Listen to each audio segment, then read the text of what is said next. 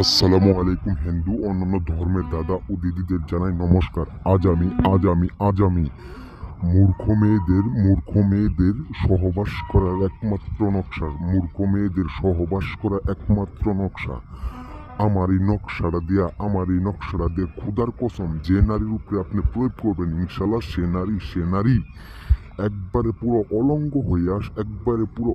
হইয়া সে নারী আপনার সাথে সেক্স করার জন্য সে নারী পুরো দেউলিয়া হয়ে যাবে, পাগলা কুত্তা হয়ে যাবে আপনার কাছে আইসা।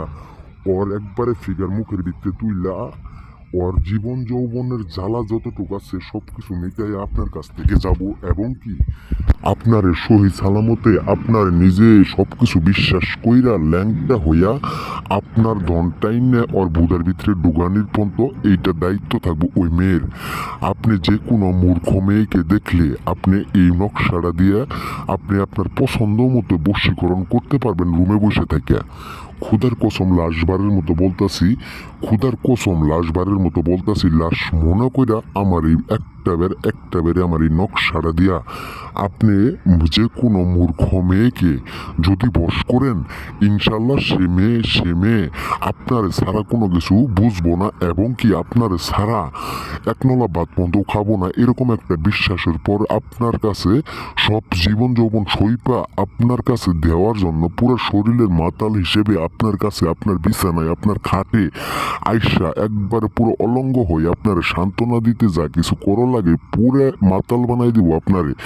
এরকম একটা নকশা, এটা আদিও প্রাচীনকালের নকশা, এটা 500 বছর আগের নকশা। 100 বার পরীক্ষা করার পরে বিয়াস আমি আজ আপনাদের মাঝে ভিডিওটা ছেড়ে দিলাম। আমার এই ভিডিওটা ভালোভাবে শুন না, আপনি খোদার কসম একটা বের আপনি কাজ করেন, যে নারীর উপরে কাজ করবেন এই নারী পুরো দেউলিয়া হয়ে যাবে, পুরো পাগলা কুত্তা হয়ে যাবে আপনার কাছে দেওয়ার জন্য।